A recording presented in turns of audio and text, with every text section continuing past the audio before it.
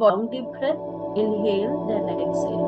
हो सके तो किचन में है तो गैस को ऑफ करके आ जाइए, सिर्फ 2 मिनट लगेगा। Recording in progress. आराम से बैठ जाए,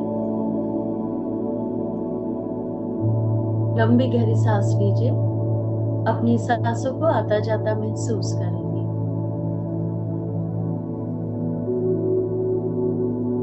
अपने पैरों को ढीला छोड़ दीजिए। यदि हमारे पैरों में किसी भी प्रकार का दर्द, तनाव या मांसपेशियों में खिंचाव, तो विचार लें, पृथ्वी से ली गई आरोग्यकारी ऊर्जा हमारे पैरों के तलुए यानी सोल से होते हुए नीचे से ऊपर की तरफ आ रही। हमारे पैरों के पंजे, उंगलियां, एड़ी,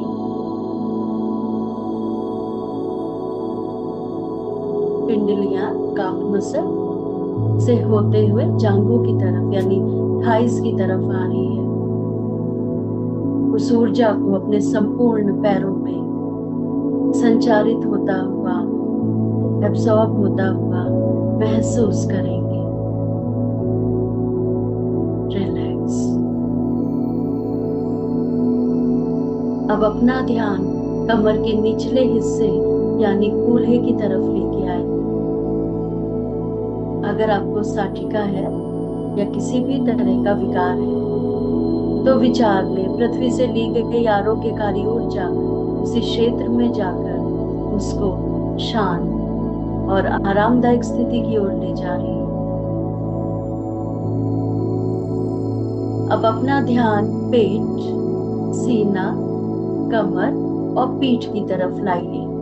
यदि हमारा पाचन प्रक्रिया खराब है, लीवर किडनी संबंधित कोई भी समस्या है, पीठ दर्द है, कमर दर्द है, तो विचार में पृथ्वी से ली गई आरोग्यकारी ऊर्जा उसी क्षेत्र में जाकर उसे शांत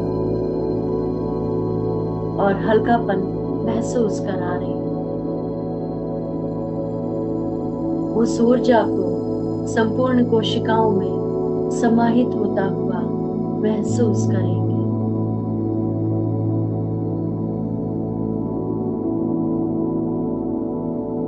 अपने कंधों को ढीला छोड़ दीजिए। यदि हमें फ्रोजन शोल्डर की शिकायत या किसी भी प्रकार का दर्द हमारे संपूर्ण हाथों में, तो विचार करें, पृथ्वी से ली गई आरोग्यकारी ऊर्जा हमारे बाजुओं से होते हुए हमारी कोहनी, कलाई, हथेली, उंगलियों के पोरों तक जा रही संपूर्ण ऊर्जा को अपने संपूर्ण हाथ में समाहित होता हुआ महसूस करेंगे। रिलैक्स। लंबी गहरी सांस लीजिए, अपनी सांसों को आता जाता महसूस करेंगे।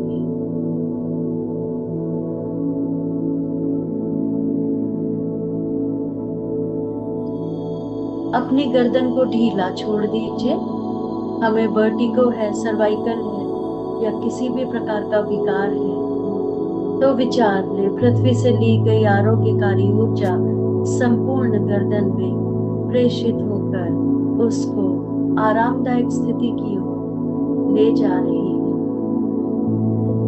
विचार करें, अब हमारे गर्दन में किसी भी प्रकार का दर्द, तनाव नहीं है। रिलैक्स।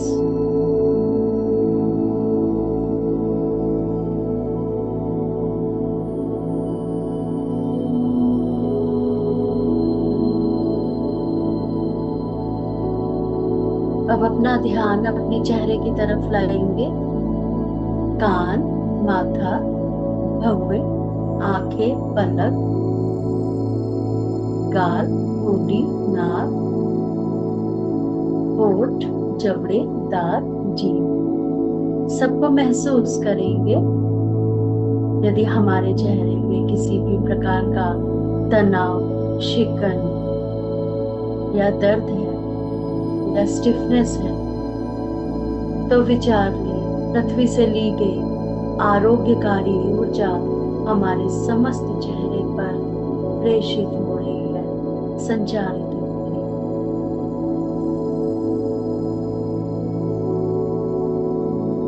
मन में जो भी विचार चल रहे हैं उसके साथ रमना या उलझना बिल्कुल नहीं है।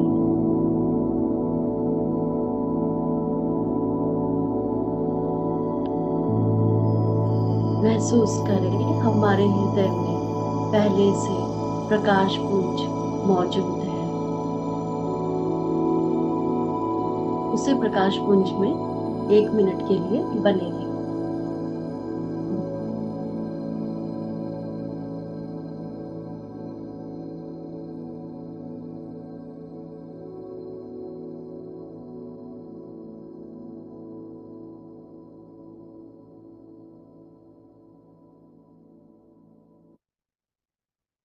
That's all. अपने दोनों हाथों को रब करके अपनी आंखों पे लगाएंगे।